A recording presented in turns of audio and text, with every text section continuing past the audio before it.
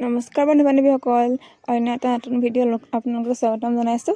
আজি আমি মা মই আৰু ওচৰৰ নব আমি নামঘৰ মুচিবলৈ বুলি গৈ আছোঁ। যিহেতু আজি আমাৰ নামঘৰ ধৰাই দিব, সেয়েহে নামঘৰ মুচিব বুলি ৰাতিপুৱা ভাগতে গৈ আছোঁ। মা মই নব আৰু এফালৰ পৰা খুৰী আৰু গৰিমাহঁত আহিব। তাৰপিছত বাহিৰে যিহেতু মানুহগৰাকী ধান দাবলৈ যাবগৈ, সেয়েহে গাখীৰৰ টেকেলিটো লৈ লৈছোঁ নামঘৰৰ ভকতক খুৱাবলৈ বুলি। গাখীৰৰ টেকেলিটো মানে দৈ টেকেলিটো লৈ লৈছোঁ।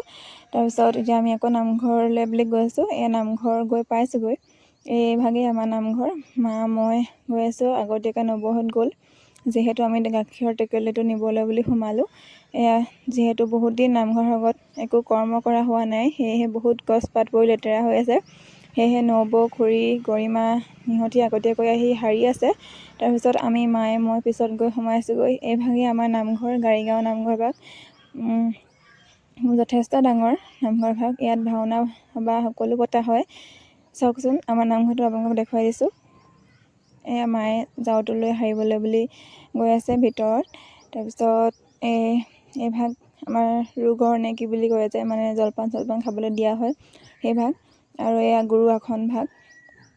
আমাৰ গুৰুসকল আহিলে ইয়াত বহে। তাৰপিছত এয়া সাৰি আছোঁ নামঘৰ ভাগ।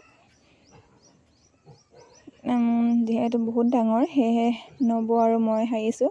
তাৰপিছত মেইন নামঘৰ ভাগ মোচাটো ভিডিঅ' কৰিবলৈ নহ'ল। তাৰপিছত এয়া আমি জলপান দিয়া ঠাইডোখৰ মচি আছোঁ। গৰিমা আৰু মই মচি আছোঁ, সেইফালে মা ৰৈ আছে। তাৰপিছত মায়ে কৈছে যে যোনটো ষ্ট'ৰ ৰুম নামঘৰৰ, সেই ষ্ট'ৰ ৰুমটোত মানে উৰিয়া ইমান ধুনীয়াকৈ মাটি তোলাই থৈছে, মানে সেই ভিডিঅ' কৰিবি বুলি কৈছে মায়ে। তাৰপিছত মই বুলি ক'লোঁ। তাৰপিছত এয়া চাবচোন দেই, কিদৰে জয় বীজৰ দৰে ইমান ধুনীয়াকৈ ভাগ তোলাই থৈছে। এইটো আমাৰ মণিকোটৰৰ কাষতে লাগি থকা ষ্ট'ৰ ৰুম মানে য'ত যিকোনো বস্তু মানে এইবিলাক থোৱা হয়, বাচন বৰ্তন সেইবিলাক বাতি এইবিলাক। এয়া চাওকচোন ইমান ধুনীয়াকৈ উৰি তোলাই থৈছে। দুফালে কণী সৰু দুটা উৰি, তাৰপিছত ডাঙৰ এয়া ইমান ধুনীয়াকৈ তোলাই থৈছে। যিহেতু ভগৱান থকাৰ দৰে মানে থাকিবও পাৰে, সেয়ে কৈছোঁ। এতিয়া আমি নামঘৰ মুচি নবৈ মই ঘৰলৈ বুলি উভতি আহি আছোঁ।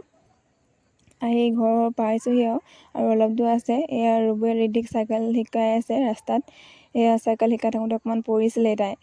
দেখুৱাই দিছোঁ। ৰিধিয়ে ভালকৈ চাইকেলখন চলাব পৰা হোৱা নাই, যিহেতু চাইকেলখন মানুহজনতকৈ বহুত ওখ, সেয়েহে তাই ভালকৈ চলাব পৰা হোৱা নাই। আমি ডাঙৰবিলাকে ধৰি দিলে তাই অকণমান যাব পাৰে। এতিয়া আমি ঘৰলৈ আহি পালোঁহি। আজিলৈ আহিছোঁ দেই, বাই। আকৌ এটা নতুন ভিডিঅ' লৈ লগ